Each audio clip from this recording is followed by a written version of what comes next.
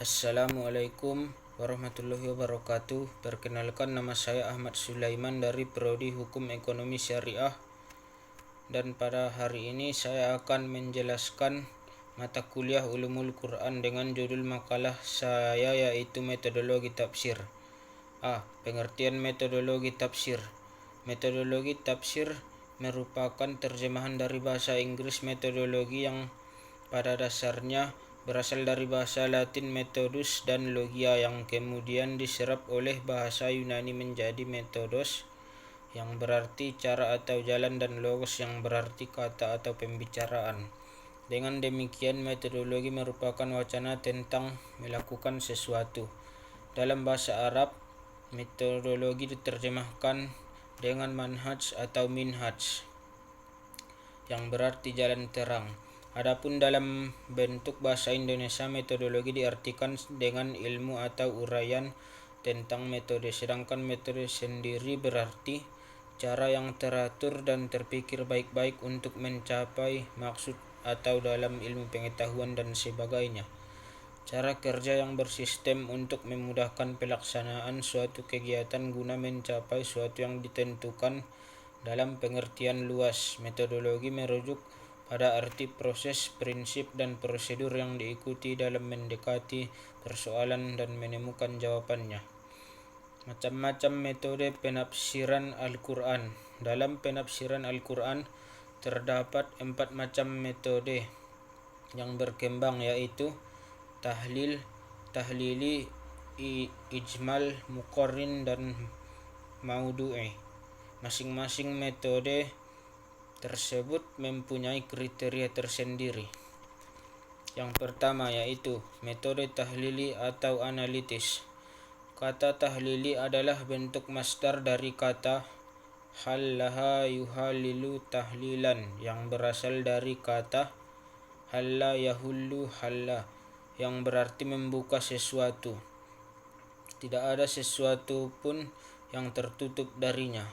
Dari sini dapat kita fahami bahwa arti kata tahlili berarti membuka sesuatu yang tertutup atau yang terikat, dan mengikat sesuatu yang berserakan agar tidak terlepas atau tercecer. Secara definisi, penafsiran tahlili adalah metode penafsiran Al-Quran yang dilakukan dengan cara menjelaskan ayat-ayat Al-Quran dalam berbagai aspek, serta menjelaskan maksud yang terkandung di dalamnya. 2. Metode ijmal atau global, yaitu metode penafsiran Al-Quran yang dilakukan dengan cara menjelaskan maksud Al-Quran secara global, tidak terperinci seperti tafsir tahlili. Para pakar menganggap bahwa metode ini merupakan metode yang pertama kali hadir dalam sejarah perkembangan metodologi tafsir, karena didasarkan pada kenyataan bahwa era awal-awal Islam, metode ini yang dipakai dalam memahami dan menafsirkan Al-Quran.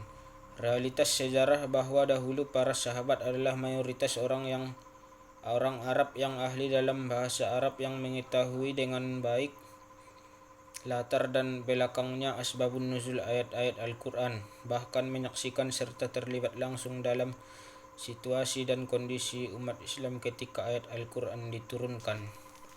Yang ketiga, metode muqarrin atau perbandingan.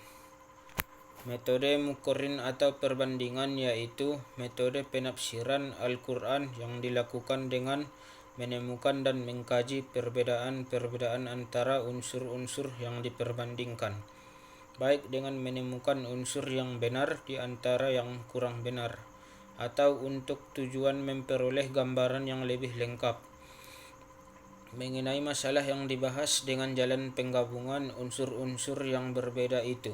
Tafsir muqarrin dilakukan dengan membandingkan ayat satu dengan ayat yang lain, yaitu ayat-ayat yang mempunyai kemiripan redaksi dalam dua masalah atau kasus yang berbeda atau lebih, atau yang memiliki redaksi yang berbeda untuk kasus yang sama atau yang diduga sama, atau membandingkan ayat dengan hadis yang tampak bertentangan, serta membandingkan pendapat ulama tafsir menyangkut penafsiran Al-Quran.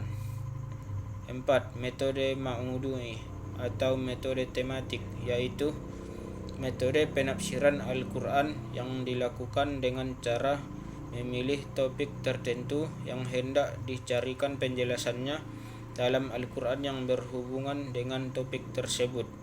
Lalu dicarilah kaitan antara berbagai ayat-ayat ini agar satu sama lain bersifat menjelaskan.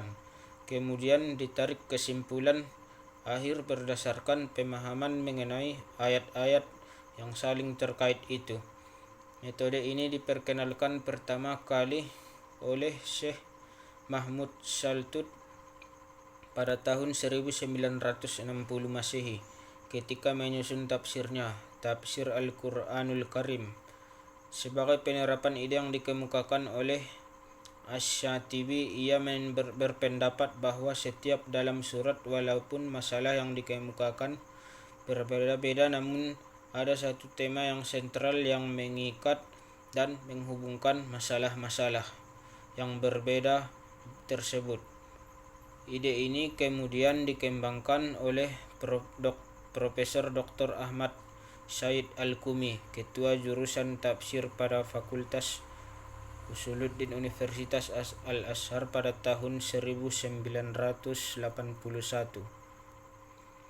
Cukup sekian dari hasil penjelasan saya, kurang lebihnya saya mohon maaf. Assalamualaikum warahmatullahi wabarakatuh.